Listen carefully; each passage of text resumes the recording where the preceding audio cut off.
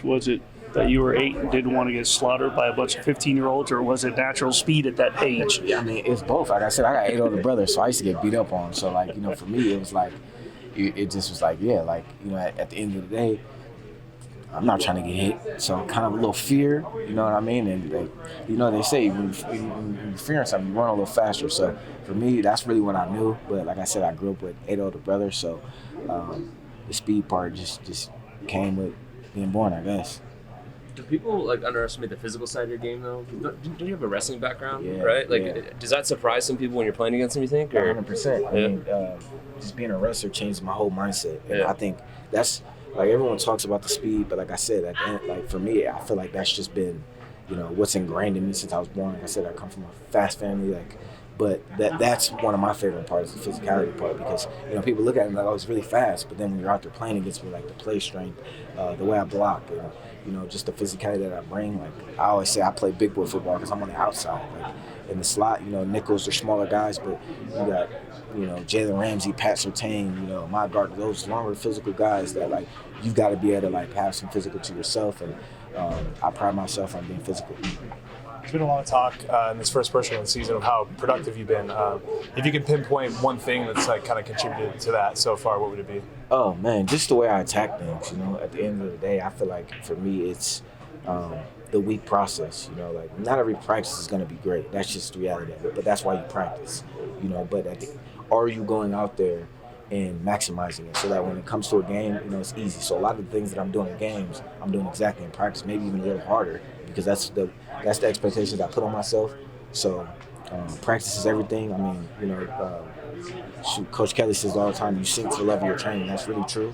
So if you practice at a high level, when it gets out there, it's 90 degrees and the crowd's going, and you sink to your level of training. If it's very hard in practice, then it should be easy in the game. And speaking on practice, we've seen you in here a lot, with the iPad, watching film. That contributes to that as well, right? Yeah, 100%. I mean, a lot of this game is 90% of this game is mental. The 10% is the physical part. So, just knowing what your opponent's going to do, knowing what to expect, knowing what to be. I mean, that's huge. I mean, you can't go out there. It's like if you don't know what to do, it's like you're running out there with your head off, your head cut off. So for me, that's huge. Like I said, seeing what the quarterback's seeing, and just knowing the coverages they play and all that stuff. So when I go out there, I'm playing at an extra fast level because I already know what they're doing. So it's not like I got to guess or they're in this coverage. So definitely a huge benefit. All 8 of your brothers play football? Yes, every single one of them. Okay. Everybody, it's funny because if you didn't play football in my family, it's just it's kind of frowned upon. So yeah, so all of my brothers played, and they were all really good too. So it's 8 brothers, but how many siblings in total? I got 12, so I got 8 brothers and 4 sisters.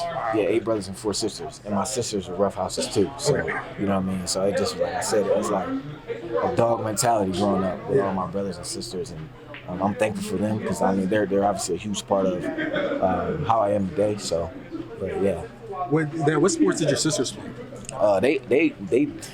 They did a lot of cheerleading, track, and all that type of stuff. Okay, yeah. But yeah, I would say that's the main two they did, cheerleading and track. That's what I remember. Because they're older than me, so I was younger. But I know that they were definitely cheerleaders because my dad used to coach football. And my brothers played, and they were the cheerleaders. So but they just did everything we did. So once to fight with them, they would fight with us, and that's how it was. I was wondering, for you guys, is there anything that has surprised you how this season played out so far? I know there's still a lot of football left, and you guys don't have the record you wanted for yourself. Is there anything about how this process has been with a new coach, new OC? Is there anything that has surprised you about this whole process? I'm not gonna lie, a little bit, yeah. I mean, I think obviously everybody knows we're not where we want to be. You know what I mean? Obviously coming off a week 1 win against a good Patriots team that we're doing really well right now. I mean, I think we have all the makings to be where we want to be, but obviously we're not where we want to be. So at the end of the day, I think you got to look at, like I said, this is why the body's great, because I mean, if you use it right, do a little self-reflection.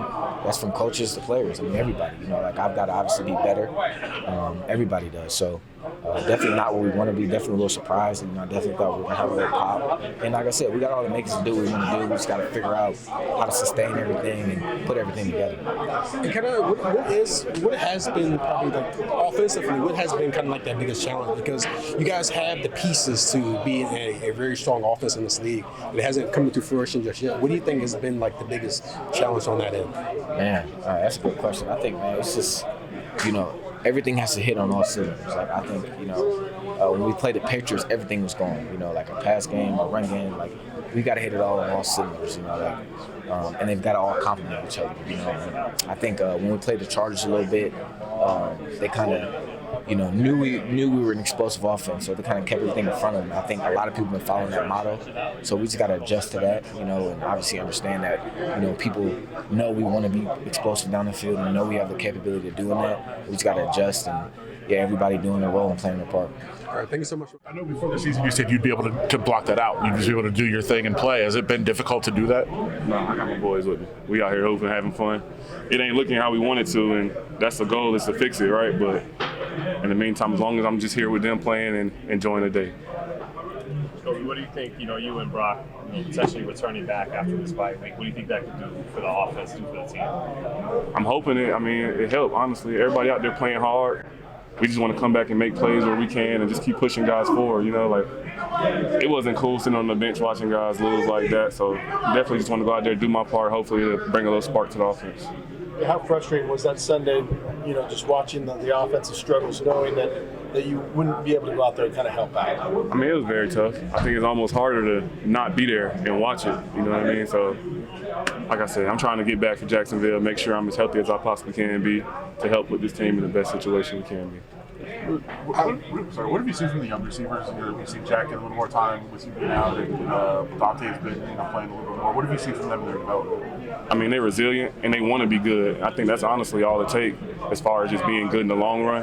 The ball hasn't bounced their way a lot, but they don't give up, they don't pout. They come in every day, try to learn what they can learn, and I'm grateful for them guys because they motivate me to just keep going for real. Just seeing where they start and seeing how much they want it, it's hard for me not to want it too. Are you still hopeful that you can kind of get a deal that you want with this team? Or, how do you feel about that side? I honestly haven't thought about it too much, right? Like, that window kind of just closed with the offseason ending, so I'm just focused on being where my feet are. At the end of the day, if it get done, I don't care. For real. I really just want to be in a good spot for me, for my family, and like I said, really just play good football because you only got so long to play the game, so that's the goal, playing the best football that I possibly can. Tre Tucker is on track to have his best season as a pro. Just what has stood out to you and how he's played this year? A lot about Tre, man. So I've seen his whole career so far. It's just everything you see happen, and he worked for it. The way he catch the ball, the way he run his routes, like Tre is deserving of even more than what he's getting now. So, it's just my job, honestly, to help him be the best player he is, and that's kind of just my goal for the year. Just help my guys, the younger guys, all my offensive teammates, defensive teammates, whoever it is, just help them be the best players they can be. It seems like speed is like Tre's superpower out there, but outside of that, what else makes him such a talented wideout? He understands the game. He understands where he's supposed to be. He knows the playbook. He in shape. It's a laundry list of things. The speed is just what stand out, but he tough, he block, he run well with the ball. I could literally go through he's a good football player at the end of the day. You know what I'm saying? So it's way more things on his positive than it is on his negative list. I know you Brock been out, but this offense is has struggled trying to find some type of consistency. What do you think has been the biggest issues there? We just knew. It's a new offense, new guy at the head, new play caller, new head coach. It's a bunch of new things around here. So ultimately, I think anytime you invest in something, it probably won't go green right away. You're going to take a little hit, and you just hope that it's a good product and then keep moving up in the long run. So I think that's where we are right now. You hear that a lot in different sports when there's a new regime and a new system. But in reality, out here in training camp, right in the middle of July, and looking preseason, how long does it take to actually say, okay, we finally caught up to speed? I don't think that's a finite answer, right? It depends on the team. Everybody's different, every team is different, every organization is different. So I can't necessarily tell you how long it'll take us. I mean, I hope it'll be sooner than later, you know what I mean? But I really don't know.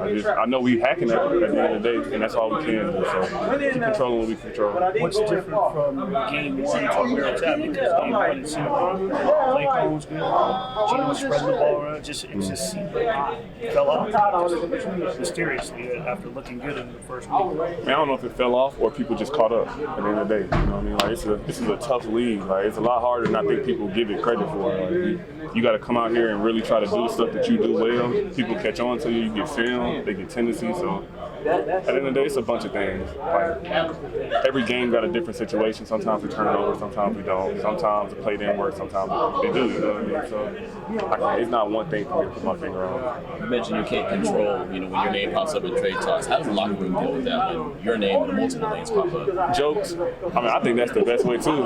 Everybody a comedian around this thing. So, and I'm cool with it. Like, I like hearing the jokes. As long as guys willing to talk about it. If they got an issue, I'll be open with them. Like, how am I feeling? What am I saying out there? Which is nothing at the end of the day. But like, we cool, man. Everybody cool here. We going through adversity together. We keep growing, loving each other, and we're gonna be all right. You feel like the locker room's still all together? Absolutely. I haven't seen anybody fall off or somebody I can point the finger at and be like, he need to tighten up. Like, everybody still very much care about winning. We out here fighting. It's just a new regime. We trying, you know what I mean? So when you say jokes, it's kind of like, hey, Jakobi, we'll see you tomorrow. And you're like, well, we'll see. Pretty much. You know what I mean? Like, what time is your flight? You know what I mean? But nah, this is all fun and games for real. So. I know you made it clear to the team before the season what your desire was. Have you talked to them during the season or recently? Nah, like, that's too much for me. You know what I mean? I just want to be on my feet off. Like, they know how I felt. There's no reason for me to keep going back crying to them, can you get me out of here? Like, if you move me, you move me. But for the meantime, I got some real people that I care about next to me. You know what I mean? So I'm trying to make sure I'm being my best self for them. When Gino was dealing with during the stretch of the season where he was multiple games, just like, what are those conversations like? Because obviously he knows he can be better. You guys know he can be better. So what was this conversation like? As he's going through that I mean, there's no real conversations that need to be had. Like you said, he know he can be better. And then the thing is, it's not all his fault. Like, we know we can be better. It's a bunch of things that go into one play. So, I mean, I guess that's the answer. There's no real conversation. Like, just be better. And that's all we're trying to do is all just be better. Like, we want to win as much as everybody wanted to win. Like, we fight for sure. So, appreciate it. Jakobi has been awesome. I was really telling him how thankful I am. I am of him. This past weekend, just of all the mentoring that he's given. Because I said, no, you didn't have to do that. He doesn't have to help the young guys. You hear a lot of stories about, young guys coming into rooms where vets don't really help them out and stuff like that. And Kobe and Tre have been nothing short but just awesome. To me and Dante, just helping us learn and grow. Each and every day when we come in here. What stood out to you about Tre Tucker? I know speed is a superpower. Just what impressed you about how fast he is on the field? Yeah, I think just the way he comes to work each and every day. He comes in here with the mindset to get better physically, mentally, emotionally, spiritually. In all phases of the game. He comes in here. He pushes everybody around him to get better, and then obviously on the field, like you said, he's one of the fastest dudes in the NFL, which it says something. He can take the top off, but that's not the only thing he could do. He runs super crisp routes. He catches everything, that's around him. Mentally, he understands defenses and how they work. Like I said, it's just been awesome learning from him and Kobe. I know Pete has high standards for you guys. You guys have high standards for yourself. I was wondering, do you guys allow yourself to have some form of grace for one another, just knowing for the fact that is a new coach, a new OC, you're in year one, new quarterback. There's just so many new pieces around here. Just do you guys allow yourself to have a little bit of grace for yourself, despite not having the record you guys want? We want to win. You know what I mean? Like, I don't know if grace is the right word. We want to win. We come in here, we work hard each and every day. I have no doubt that if you go watch other teams practice and you watch us practice, you'd say that we're one of the hardest, if not the hardest working teams in the league. And it's all going to fall into place. But, I guess I don't know if you'd call it grace, but like I said, we push each other each and every day to get better. We want to win games. It's our job, and I think it's that simple. We want to go out there and win games. What do you think's been your biggest like area of growth? Since your uptick or your reps have kind of upticked over the last couple of years here. Yeah, I think just the more reps you get, the more wisdom you get in the game. It's like college. It's like high school to college. At first the game is super fast. Everything is just flying around you. But as you play more and more and more, you get more snaps. You get more burn on the field. The game kind of starts to slow down. Get to that pace that you're comfortable with. I'm not saying I'm there yet, but I'm saying I feel the game slowing down a tad bit. The more and more I get out there, it's going to take a year, 2 years to be able to really feel that all the way like I did in college and high school. But I think just the more play time you get, the more coverages you see, and more teams and different stuff like that. The more film you study, the more upbeat you can get to the game. Do you kind of take like a step back this bye week to kind of catch up? Because obviously for you guys, for rookies, like how long it is, when you finish your season in college, straight to draft prep, get drafted, mid-community camp, all that stuff. Like, do you get a chance to kind of take a step back and maybe reassess and, I guess, self-scout? Yeah, no, 100%. I think a lot of that, like you said, that last part, the self-scout part, being able to see what you've done up to this point of the season, see the things you do well, you've done well, keep doing those things, keep sharpening those things. But I think the main thing, at least for me, is going to be to see what I haven't done so well, to see what my weaknesses are up to this point, to see what other people are seeing in my game around the league, and to go and to fix and sharpen those things. Then on that note, if you could take one lesson from the first part of the season and tell yourself, like the version of yourself that walked in day one of rookie camp, like what would that be? Man, the NFL, it's not easy to, it's not an easy game. The hours we put in, how hard we practice the games, like it's not easy, but this is what we're here for. This is what we're here for. This is what we're made for. And it's not always easy to get through adversity, but I'm just so blessed. I thank God every day about all the adversity He's put me through in my life.